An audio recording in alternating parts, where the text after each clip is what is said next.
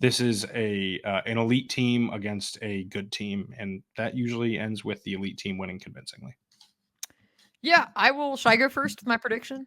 Yeah. I have Penn State winning 30-13. Oh, Again, come on, Audrey. is that what you have? I have 31-13. Great minds. How is this continually happening? How many people are going to be in attendance, John? Now? I promise I did not predict that. But yeah, the player I think we'll be talking about Sunday is Nick Singleton. I'm going to go a little bit different there. I think that again, he has consistently through non-conference play gone back to that. Even I don't even want to say freshman year Nick Singleton because he's clearly better than that. But it's back to like this is the guy that Penn State thought they were getting. So I think he has another big day. But yeah, at 30-13 Penn State, I've now hemmed John in with his score. So you have Illinois covering, importantly, because the spread is Of 17 and course, a I half. knew that. I definitely knew that. Yeah. Well, listen, I said last time, like, I'm more aware of these things when I make these predictions. I was not. Penn State 17.5-point favorites. I have them covering. That was intentional. And the over-under is 47.5 with the odds favoring the over a little bit right now.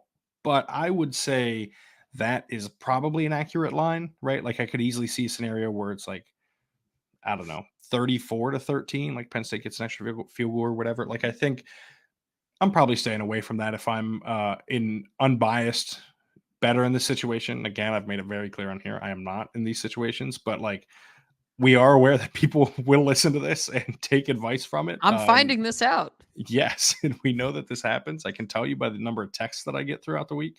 But I do think Penn State covers this 17.5-point spread, and I think it's more likely than not that it goes stronger in Penn State's directions than Illinois at this point. To go back to the 31-13, I think Illinois probably scores early and, maybe it's like 7-7 some point in the first quarter, and then Penn State just runs away with it. Like, I don't think this is going to be as competitive a game as it's made out to be based on the rankings of these two teams. I think it's a really good data point for us to learn about Penn State and to learn about what this offense is and how the defense deals with something that maybe we saw it struggle with a few years ago if Bielema does try that again and tries to sort of pound the rock that aggressively.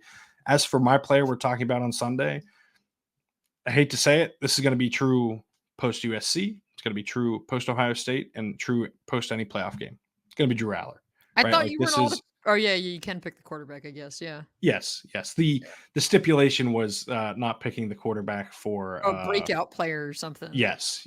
True. But yeah, I just think like he's going to be the story after this game, and we're going to find out win or loss. Frankly, like if they somehow lose this game, we're probably going to be talking about Drew Allar.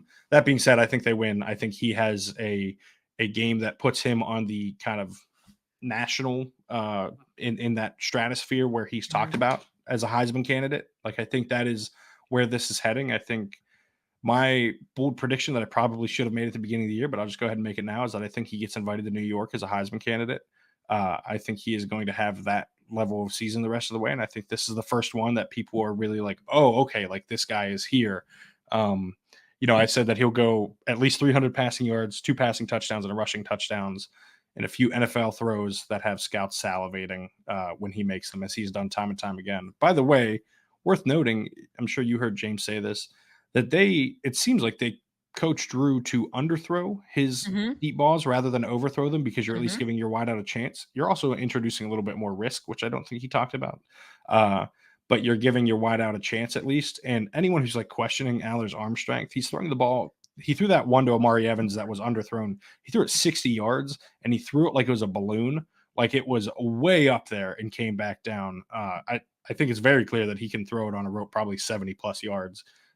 Especially if he has some momentum behind him. And that like, this is it's a teaching point and something we may end up coming back to if one of these throws gets picked off at some point. You're definitely, I do agree that you're giving your wideout more of a chance to make a play and make something happen. You're also introducing more risk. I tend to be on the side of like increasing your probabilities and banking on your guys rather than, and taking that risk rather than be like throw it where only your guy can get it.